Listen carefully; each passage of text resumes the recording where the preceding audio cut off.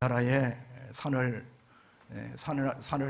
점령하는 생태적으로 제일 많은 식물을 꼽는다면, 나무를, 관목을 뽑는다면 소나무를 꼽게 될 것입니다. 우리나라 어느 곳에 가든지 간에 소나무들이 서식을 하고 이렇게 아름드리 소나무 군락을 형성하는 것을 볼 수가 있습니다.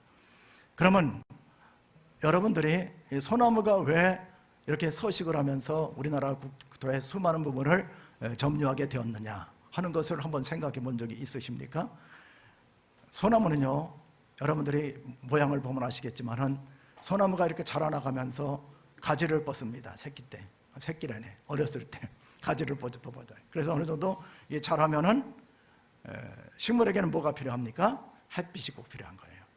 양치식물은 햇빛이 필요한 겁니다. 그래서 햇빛을 봐야지만 이 나무들이 위로 곧게 올라갈 수가 있습니다. 그러면 이 소나무의 목적지는 어디예요? 쭉 위로 올라가야 되는 거예요. 그러면 쭉 위로 올라가야 되는데 가지가 옆으로 뻗어나와요. 그러면 소나무들은 자기가 살기 위해서 구조조정을 합니다. 거기에 영양분을 보내질 않습니다. 그래서 스스로 가지를 말라 죽게 만들어요. 그러면서 위로 쭉쭉쭉쭉 올라가는 거예요. 불필요한 것들을 죽이면서 나무가 위로 올라가서 사는 겁니다. 그럼 뭘 말합니까? 영적인 것을 한번 생각해 보세요. 여러분들 여태까지 신앙생활을 5년, 10년, 20년 신앙생활을 했는데 과연 나무가 아름드리 나무가 됐고 의의 태양이신 예수 그리스도를 향해서 쭉쭉 뻗어나가는 관목이 되었습니까? 한번 여러분 신앙생활을 한 10년 전하고 지금하고 한번 비교해 보세요. 10년 전이 신앙이 견고하고 좋았습니까? 지금이 좋았습니까? 특히 천국 갈 날이 가까우신 연세 드신 분들은 과연 천국 가기 전에 내 신앙이 과연 얼마나 좋아졌느냐, 얼마나 영적인 성장을 이루었느냐 한번 그것도 생각해 볼 필요가 있는 것 아닙니까? 그렇게 보면은 나무도 자기가 살기 위해서는 밑에 옆에 있는 가지들을 죽여가면서 위로 쭉쭉쭉 뻗어 올라갔다면은 영적인 삶을 사는 우리들도 죽일 것은 죽이고, 이게 영적인 싸움입니다. 영적인 싸움에 자기와의 싸움에서 끊을 것 끊고 관계 맺을 것 맺어가면서 태양을 바라보며 위로 올라가면은 큰 나무가 될 수가 있는 겁니다. 여러분들 시간이 나면은 우리 동네에 선납숲 공원을 한번 올라가 보세요. 가운 잘 돼 있습니다. 왼쪽에 가면 나무들이 많이 번성되어 있습니다. 소나무 밑에서 한 벤치가 몇 번 정상까지 올라가는데 2개가 있으니까 앉아가지고 한번 소나무라든지 참나무 같은 것들이 어떻게 살아남았고 어떻게 위로 뻗어나간다고 한번 보세요. 분명히 여러분들이 발견한 게 있을 것입니다. 옆에 죽어있는 삭정이를 보게 될 거예요. 삭정이를 만들면서 나무들은 위로 올라가는 거예요. 다 살 수는 없는 겁니다. 여러분 한번 전염병도 그렇잖아요. 지금 코로나가 19가 델타 변이를 하고 있다고 그러죠. 그럼 알파, 베타, 감마, 델타 네 단계란 말이야. 그럼 백신을 언제부터 개발을 했을까요? 알파, 우암 코로나 19가 나타났을 때부터 이 백신을 잡아가지고 균을 잡아서 죽여가지고 동결공조시켜서 백신을 만든 겁니다. 그래서 이걸 죽여가지고 사람 속에 집어넣어서 어떻게 형성시킬 것인가 의학자들이 수없이 연구를 했을 거예요. 지금 백신이 나와 있는 것은 여러분이 생각할 때 우암폐렴이 샘플이 됐을 거라는 생각이 들죠. 그러면은 이 코로나19가 살아남기 위해서 얼마나 많은 자기 개혁을 했겠습니까? 자기 개혁을 해가지고 델타 단계까지 온 거예요. 영국에. 그러면 앞으로 델타까지 정복이 되면 또 엡실론으로 나갈지도 모르고 어떻게 될지 모르는 거예요. 여러분 한번 나무들도 자기가 성장하기 위해서 자기가 살아남기 위해서 그렇게 부단히 노력을 하고 있고 하다못해 작은 바이러스 하나도 자기들이 살아남기 위해서 그렇게 노력을 한다면 영적인 삶을 살아가는 저와 여러분은 과연 어떤 신앙생활을 하고 있습니까? 그냥 적당히 이렇게 살다가 천국 가겠다 갈 수만 있으면 좋겠지만은 오늘 성경에 보면은 이런 사람들은 하나님의 나라를 유업으로 받지 못한다. 성경은 얘기하고 있는 것입니다. 그래서 나 자신을 어떻게 변화시켜 나갈 것인가? 나 자신을 어떻게 성장시켜 나갈 것인가? 나를 어떻게 성숙시켜 나갈 것인가? 이것은 우리 믿는 사람들에게 있어주는 거룩하고 복된 숙제라고 할 수가 있는 것입니다. 그래서 우리는 내가 어떻게 하면 영적인 삶을 살고 하나님과 동행하면서 살다가 천국으로 들어갈 것인가? 이게 목적이 되는 거예요. 세상 사람들은 이 세상에서 부귀 영화 누리고 그리고 돈 많이 벌고 이 땅에서 권력을 쥐고 그리고 멋지게 살다가 천국 가든 지옥 가든 관심이 없습니다. 그래서 세상 사람들을 만나면 하는 얘기는 아침부터 저녁까지 하는 얘기가 돈 얘기밖에 안 해요. 돈 그냥 돌아버렸어요. 돈 복숭아 씨처럼 돼가지고. 우리 믿는 사람들은 세상 사람들하고 다른 삶을 사는 겁니다. 세상 사람들하고는 분명히 다른 거예요. 사도 바울도 그랬잖아요. 내가 선한 싸움을 싸우고 믿음을 지켰으니 이제부로는 주 곧 의로운 재판장이 나타날 것이니 내게만 아니라 주의 나타나심을 사모하는 모든 자에게니라. 우리의 목적지는 어디겠어요? 우리의 목적지는 눈물도 슬픔도 곡함도 없는 천국에 들어가는 것이 우리의 목적지입니다. 그걸 잃어버리면 사람들은 스스로 죽는 거예요. 마치 소나무가 태양을 향해서 뻗어나가듯이 천국을 향해서 뻗어나가는 것이 바로 우리 그리스도인의 삶이라고 할 수가 있는 것입니다. 그래서 사도 바울은 오늘 갈라디아 성도들한테 말씀하고 있어요.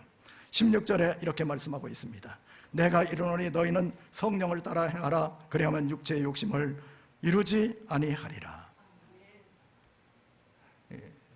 성령을 따라 행한다. 따라 행한다. 페리페테이테라는 말이에요. 페리페테이테. 이 말은 뭐냐면 성령과 함께 걸어간다 이런 뜻이에요. 성령과 함께 걸어간다.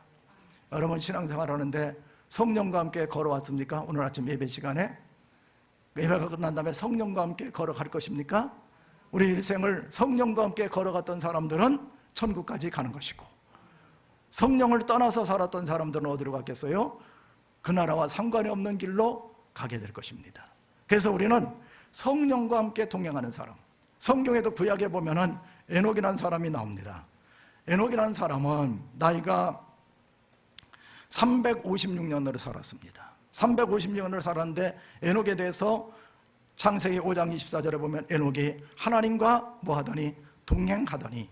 따라합시다. 동행하더니. 따로 국밥으로 놀지 않았다는 거예요. 하나님과 같이 걸어가더니 하나님이 그를 데려가심으로 세상에 있지 아니하였더라. 그러니까 항상 아침에 일어나면은 에녹아 저기 들판으로 가자. 그러면 예 하나님. 그러면 하나님 따라가서 야 해가 저물어 간다. 야 너는 내 집에 가고 나는 내 집으로 갈래. 그랬더니 하루는 에녹이 집을 잃어버린 거예요. 그러죠. 하나님 나 길 잃어버렸어요. 그럼 이참에 우리 집으로 가자. 그래가지고 356살에 하나님 앞에 간 거예요. 동행을 하다가. 여러분 하나님 앞에 동행하다가 다 천국 들어가시기 바랍니다. 그래야 돼요.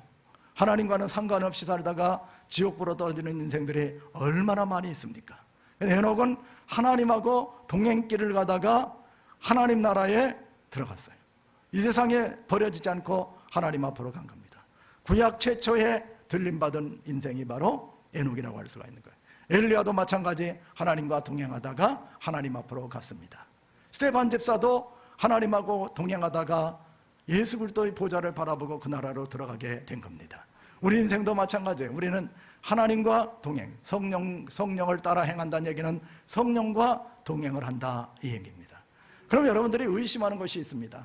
그럼 성령이 어떤 분이기 때문에 성령과 동행을 할 수 있느냐 하는 것이에요. 자, 그러면은 갈라디아서 4장 4절에 보면 이렇게 말씀하고 있어요. 4장 4절 때가 참에 하나님이 그 아들을 보내사, 따라합시다. 보내사 여자에게서 나게 하시고 율법 아래 나게 하신 것은 율법 아래 있는 자들을 속량하시고 우리로 아들의 명분을 얻게 하려 하십니다. 그러니까 예수님이 하늘 보좌를 버리고 하나님께서 성부 하나님이 보내주셔서 이 땅에 오셨다. 이거 믿지 않는 그리스도인 없어요. 다 믿죠. 안 믿는 사람 어디 있겠어요? 그게 바로 성탄절 아닙니까? 성탄절 안 믿는 사람 그리스도인 치고 하나도 없을 것 같아요. 그러니까 교회 나왔지. 하나님이 성부 하나님이 예수님을 이 땅에 보내셨다. 그래서 성육신 이렇게 얘기는 하는 겁니다. 좀 고상한 말로 인카네이션 그렇게 얘기하잖아요. 다 믿습니다. 안 믿는 사람 없죠. 그래서 예수님이 하나님으로부터 보냄을 받아서 이 땅에 오셔서 십자가에 달려 죽으시면서 나의 죄를 없애버리셨어. 그걸 속량이라고 얘기하는 겁니다. 다 믿어요. 그렇기 때문에 갈라디아서 2장 20절에 보면은 내가 그리스도와 함께 십자가에 못 박혔나니 그런즉 이제는 내가 산 것이 아니요 오직 내 안에 그리스도께서 사신 것이라. 내가 육체 가운데 사는 것은 나를 사랑하사 자기 몸을 버리신 하나님의 아들을 믿는 믿음 안에 사는 것이다. 예수님이 나를 위해서 이 땅에 오셔서 나의 죄를 위해서 몸짓고 피 흘리시면서 나의 죄를 속량하셨기 때문에 영접하는 자 곧 그 이름을 믿는 자들에게 하나님의 자녀가 되는 권세를 주셨으므로 예수 그리스도를 내 마음속에 모시고 내가 사는 것이 아니라 예수님과 동고동락하며 살아간다. 이건 모든 사람들이 갖는 믿음입니다. 이걸 안 믿으면 그리스도인이라고 할 수가 없는 거예요. 여러분 마음속에 예수님 계십니까? 아멘? 이거 안 믿으면 천국 못 가는 거예요. 여러분들이 못 가는 겁니다. 확실히 그걸 할 필요가 있는 거예요. 그래서 내 안에 내가 사는 것이 아니라 예수 그리스도께서 사신 것이다. 그러면 하나님의 자녀가 된 사람들한테는 어떻게 되느냐? 6절에 보면은 합독하겠어요. 너희가 아들이므로 하나님이 그 아들의 영을 마음에 보내사 아빠 아버지라 부르게 하셨느니라. 우리가 아들의 하나님의 자녀가 되었습니다. 예수 그리스도를 마음속에 모셨기 때문에 하나님 성부 예수님이 마음속에 오셨기 때문에 저와 여러분은 하나님의 뭐가 됐어요? 자녀가 된 거예요. 아들이 된 겁니다.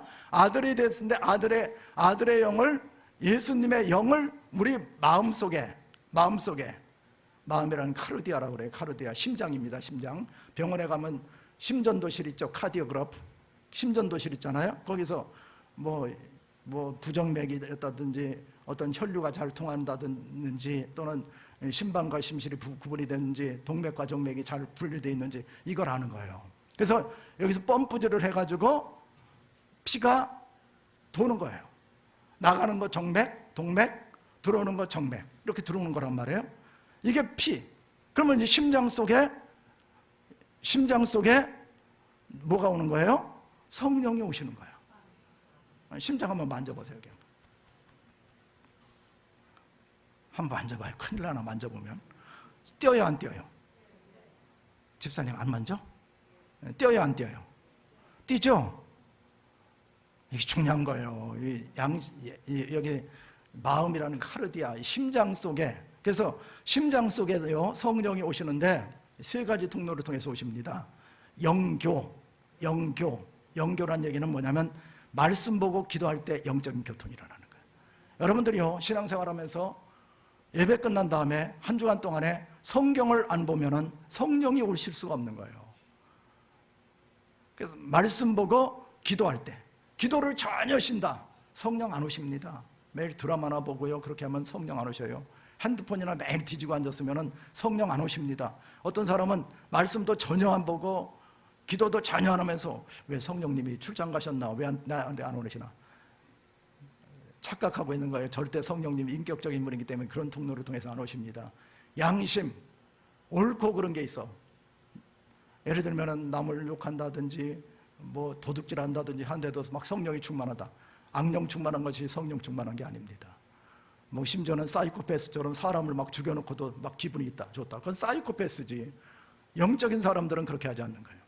그 다음에 직관적으로 이렇게 성령의 감동이 있는 거예요. 예배 드릴 때 뭐 가슴이 뜨거워진다든지 뭐 몸이 찌르르해진다든지 이런 직관적으로 성령이 오시게 되어 있는 거예요. 그래서 이 성령께서 우리 마음속에 들어와 계시면은 성령과 같이 동행하는 삶을 사는 거예요. 이 동행하는 삶이에요. 자, 그러면은 우리 마음의 심장을 두 개가 싸웁니다. 하나는 성령이 차지하려는 마음과 그 다음에 육신이 차지하려는 마음 두 가지가 있는 거예요. 육신이란 얘기는 한번 헬라어 한번 같이 한번 해볼까요? 사르크스. 헬라어 잘하시네. 사르크스라고 그래요. 사르크스란 얘기는 뭐냐면은 쉽게 말하면 하나님을 거역하고 대적하고 세상적이고 유격적이고 마귀적인 속성을 가리켜서 사르크스라고 그러는 겁니다.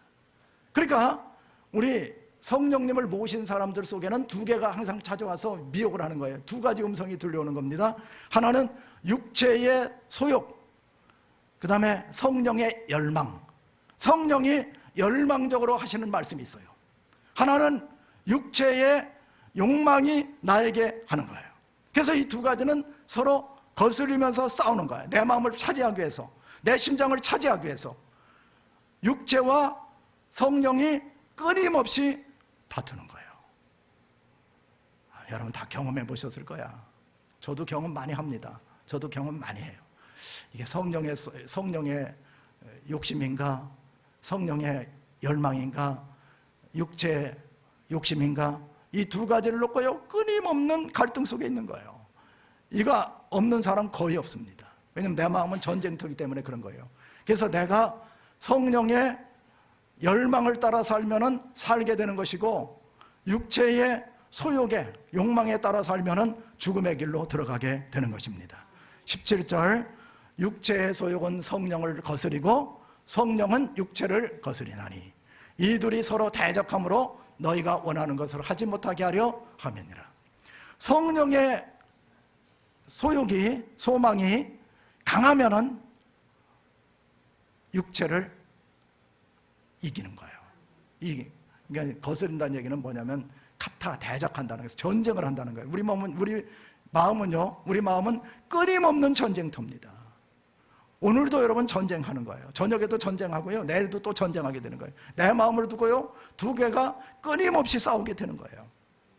그래서 성령이 이기면은 성령의 열매를 맺게 되는 것이고, 악령이 이기면은 악령 쪽으로 가가지고 육체의 소욕에 의해서 죽게 되고 그렇게 되는 거예요. 성경에 우리나라 김익두 목사님이라고 유명한 목사님 계시죠. 그 목사님 일대기를 쓴 것이 저 높은 곳을 향하여라는 책이 있습니다. 청년 때 제가 그 책을 읽었는데, 그 책을 볼 것 같으면 김익두 목사님은 얼마나 교회를 박해했는지 몰라요. 그래서 모페트 선교사님이 지나가는데 뒤에서 돌로 찍었다는 거예요. 그랬더니 쫓아가 봤대. 저 양놈이 뭐 어떻게 말하나. 그랬더니 모페트 선교사님이 올라와가지고 하는 얘기가, 여러분, 저는 익두 형제를 사랑합니다. 여기서 완전 녹아버린 거예요. 성령의 사람이죠. 그래가지고 김익두가 회심을 한 거예요. 회심을 해가지고 그 좋아하던 술 끊고 기생들하고 노는 거 끊고 싸움을 하면은 24명을 불구자를 만들었다. 1대 24로 싸움을 했었는데 불구자로 만들어 놓고, 그런데 변화받은 다음서부터 계속 옛 마음으로 돌아가고 싶대. 술집으로, 한 번은 술집으로 가보고 싶고, 그래서 자기도 모르게 술집 가고 기생집으로 다시 한번 찾아가게 되고 싸움판에 기억거리고, 그거 끊는데 그렇게 오래 걸렸다는 거예요. 그래서 오늘의 우리가 아는 김익두 목사님이 되는 거예요. 여러분, 성령 충만 받았다고 해서 성령의 소욕이 나를 끝까지 끌어가는 게 아닙니다. 세상에는 수많은 사람들이 있는데 성령의 열정을 따라 사는 사람이 있고 육체의 소욕에 따라 사는 사람들이 있는 거예요. 그런데 육체의 소욕에 따라 사는 사람들이 더 많은 거예요. 그게 문제가 되는 거예요. 그래서 예수님께서는 좁은 길로 들어가라고 한 거예요. 좁은 길로 다니는 자는 그 길이 협착하고 좁아서 가는 사람이 적다고 그랬습니다. 많지가 않은 거예요. 넓은 길로 가는 사람은 너무나도 많이 있는 겁니다. 우리나라에 1939년 8월 달에 평양 창동교회에서 27회 장로회 총회를 열었습니다. 그때 한 일이 뭐냐면 신사참배를 가결했어요. 감리교, 장로교 많은 교단들은 신사참배가 옳습니다, 그렇게 얘기를 했습니다. 그런데 한 사람만이 나는 그렇게 못하겠습니다. 유명한 주기철 목사님이에요. 주기철 목사님을 장로교 총회에서 쫓아가가지고 평양 감옥에 쫓아가서 신사참배해라, 신사참배해라, 아니면은 목사직 네가 자진해서, 당신이 자진해서 사직하겠느냐, 아니면 우리가 면직을 시켜버리겠느냐. 주기철 목사님은 면직시키시오. 그래가지고 1939년 10월 19일 날 목사직을 면직을 당했습니다. 그러니까 성령을 따라 사는 사람은 많지가 않은 거예요. 육체의 소욕을 따라 사는 사람이 더 많습니다. 유명한 조나단 에드워드 목사님도 1750년 6월 23일 날 노스햄스턴 교회에서 면직을 당했어요. 이분이 무슨 뭐 공금 횡령을 했다든지 부도덕한 행동을 한 것이 아니고, 이 조나단 에드워드 목사님의 메시지는 뭐냐면 하나님의 진노 안에 있는 죄인들, 이게 제목이었어요. 하나님의 진노 안에 있는 죄인들, 교인들은 너무 힘든 거야. 그 소리가 듣기가, 죄에 대해서 책망을 하니까 너무 힘든 거예요. 그래가지고 조나단 에드워드 목사님한테 목사님 좀 적당히 하시죠. 그런데 끝까지 죄의 아래에서는 지옥 갈 수밖에 없다는 설교를 끊임없이 했습니다. 그때 재적이 260명이었어요. 그 교회 중직들이 260명. 그런데 그 교회, 노스햄스턴 교회 이 재력가 가운데 돈 많은 사람들의 후손들이 이상한 책을 보는 거예요. 자녀들이 이상한 책을, 음란서적을 보는 겁니다. 물론 뭐 지금이야 그런 것들이 일반화되어 있습니다만 1750년대에 그런 책을 보는 건 이상하게 생각된 거예요. 끊임없이 해서 그래가지고 그 교회에서 가결을 했어요. 260명이 저 조나단 에드워드 목사님을 쫓아내버리자. 근데 230명이 찬성을 하고, 그 몇 명 남았어요? 30명이 반대를 했어요. 10대 1이야. 그러면 여러분 한번 생각해 보세요. 성령의 소욕을 따라 사는 사람, 성령의 뜻을 이루는 사람 11, 육체의 소욕을 따르는 사람 9예요. 이게 통계를 쭉 내보면 더 한지도 몰라. 성령을 따라 산다는 것이 얼마나 힘든 일입니까? 여러분들 신앙생활하면서 이런 얘기를 할 수가 있겠죠. 모세가 이스라엘 백성들을 40년을 출애굽을 시켰습니다. 가나안 땅을 앞에 놓고 10명의 정탐꾼과 그의 족속들을 와가지고 얘기합니다. 거기 가지 맙시다. 거기는 안악자손이 있는데 우리는 그 앞에 메뚜기 같으니까 갔다가는 죽습니다. 그게 10명의 사람들이에요. 2명의 사람은 뭐라고 얘기합니까? 하나님은 우리와 함께 하십니다. 그것으로 들어갑시다. 성령의 사람들은 젖과 끓여오르는 가나안 땅으로 들어갑시다. 육체의 소욕을 따르는 사람들은 대표를 새로 뽑아서 애굽으로 돌아갑시다. 어디를 따라야겠어요?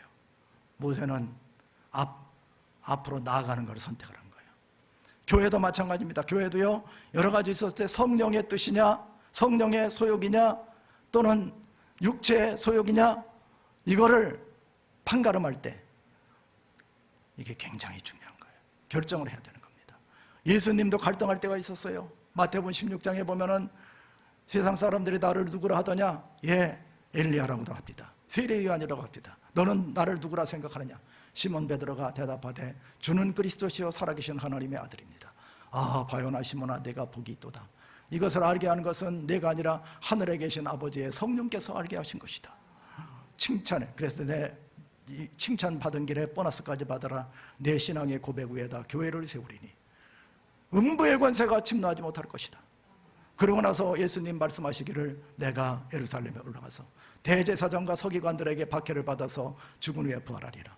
베드로 가만히 있지 아니하고 앞을 가로수면서 간하였다. 그러니까 막 책망했다는 얘기예요. 원래 헬라어의 뜻은 책망하면서 당신 이럴 수가 있어요?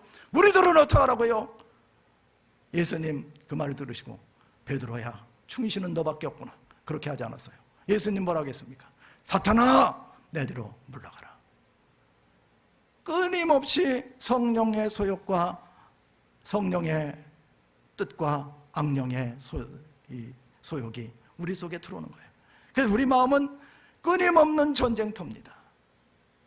오늘 어떻게 신앙을 선택할 것인가, 어떤 길로 갈 것인가, 끊임없이 갈등하며 신앙생활을 하게 돼 있는 거예요. 그래서 이런 것들을 잘 선정하는 것이 중요합니다.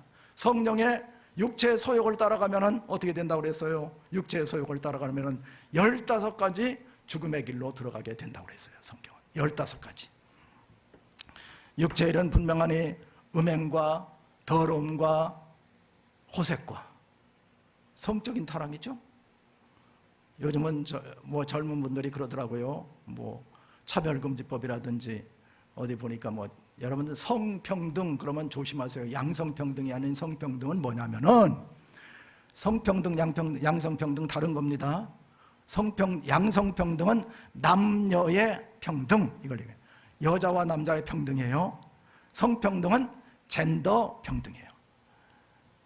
그러니까 남자가 남자와 사랑할 수도 있고, 여자가 여자와 사랑할 수도 있고, 남자가 여자 하나 남자 둘하고 사랑할 수도 있고, 개하고도 사랑할 수가 있고, 이걸 성평등이라고 하는 거예요. 그걸 뻗어시 현수막으로 딱 걸어놓고 나와요. 그러면 그렇지, 성평등 좋지. 그 다음에 또 뭐라고 하냐면 동물복지, 또 거기다 그렇게 해놓고 나오는 분들이 있어. 동물복지 동물은 언제 편안할까요? 개는 집 지킬 때 편안하고, 돼지는 먹고 단백질을 공급할 때 편하고, 소는 밭일할 때 편한 거야. 그런데 그걸 가져다가 반려동물 이렇게 만들어 놓으면 그게 동물 복지라고 그래요. 그런 얘기를 하면은 정치 얘기한다고 하는데, 그 정치 얘기하는 것이 아니라 하나님의 법을 얘기하는 거예요. 하나님의 법을 얘기하는 겁니다. 만약에 그렇게 되면 어떻게 되겠어요? 제가 모처에 갔더니 어떤 할머니가 유모차에다가 아주 개를 정말, 저희 가다 보니까 개 이발소가 생겼대. 개 이발소 보셨죠? 멍발소라고 하더라고요. 개 이발소는, 저는 이발소 가는데 거긴 멍발소, 그래서 저 못 모르고 멍발소로 한번 가볼까 했다가 딱 보니까 개 이발하는 곳이더라고. 그래가지고 이 할머니가 유모차에다가 개를 얼마나 잘 만들어가지고 이쁘게 했는지 유모차에다 딱 싣고, 그 자리에는 누가 실려야 되냐면 손자나 손녀가 실려야 되는데, 손자와 손녀는 저쪽에다 팽개쳐 놓고 거기다 개님을 실어가지고 이렇게 밀고 가니까 저쪽에서 개 2마리를 끌고 할머니가 아이고 예쁘다, 아이고 예쁘다. 그래가지고 제가요, 욕 먹을 걸 뻔히 하면서 개판이구만, 제가 그렇게 했어요.